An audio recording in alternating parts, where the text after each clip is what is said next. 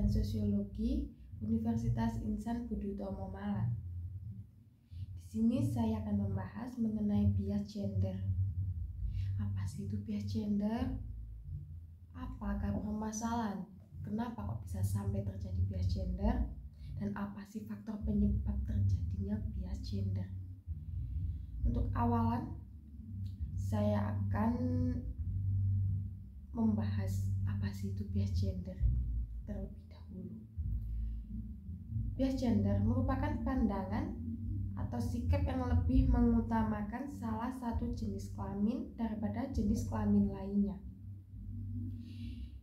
sebagai akibat pengaturan dan kepercayaan budaya yang lebih berpihak kepada jenis kelamin tertentu. Misalnya, lebih berpihak kepada laki-laki daripada perempuan ataupun sebaliknya juga bisa. Bentuk bias gender yang ditemukan adalah adanya penempatan perempuan sebagai subordinasi dan pelabelan atau stereotip, yang mana adanya suatu keyakinan yang menganggap salah satu jenis kelamin lebih penting atau lebih utama dibanding jenis kelamin lainnya. Baik itu laki-laki yang dianggap lebih unggul daripada perempuan atau perempuan yang lebih unggul daripada laki-laki. Untuk bisa terjadi sampai terjadinya bias gender, itu bisa terjadi dikarenakan di lingkungan sekolah, lingkungan di masyarakat, lingkungan di keluarga, apalagi yang utama. Ketika lingkungan tersebut itu saling berkaitan satu sama lain, apalagi yang utama kan di lingkungan keluarga, lingkungan yang paling kecil. Namun pada realitanya hal seperti itu belum terselenggara dengan baik.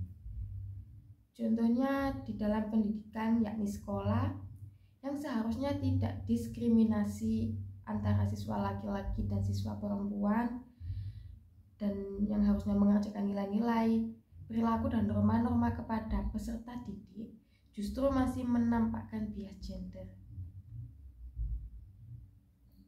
Dan untuk faktor penyebab bias gender itu terbagi menjadi dua, yakni faktor internal dan faktor eksternal.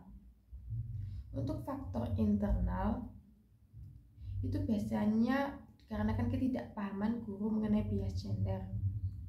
Contohnya, ketidakpahaman guru terhadap bias gender itu dilatar belakangi karena jurusan pendidikan saat kuliah itu beda.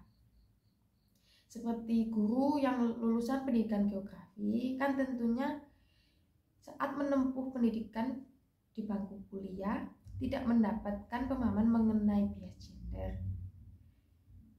Dan juga contoh lain, tidak adanya sosialisasi dari kepala sekolah dan pemerintah di sekolah, dan kurangnya guru membaca buku dan artikel terkait persoalan gender, khususnya mengenai bias gender.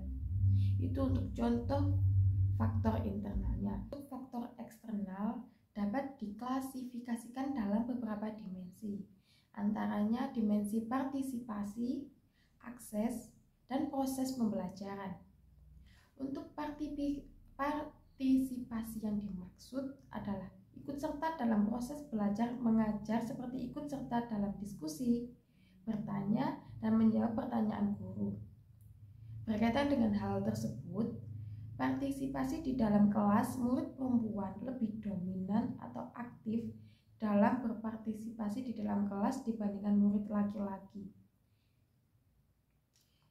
Sedangkan untuk akses yang dimaksud adalah peluang atau kesempatan dalam memperoleh atau menggunakan sumber daya tertentu. Dan untuk dalam proses pembelajaran, biasanya antara murid laki-laki dan perempuan harus diberikan peluang atau kesempatan yang sama dalam kegiatan belajar mengajar, misalnya saat mencatat pelajaran di papan tulis. Namun realitanya terkadang saat mencatat pelajaran di papan tulis, guru lebih memberikan akses kepada murid perempuan untuk mencatat pelajaran di papan tulis dibandingkan memilih murid laki-laki.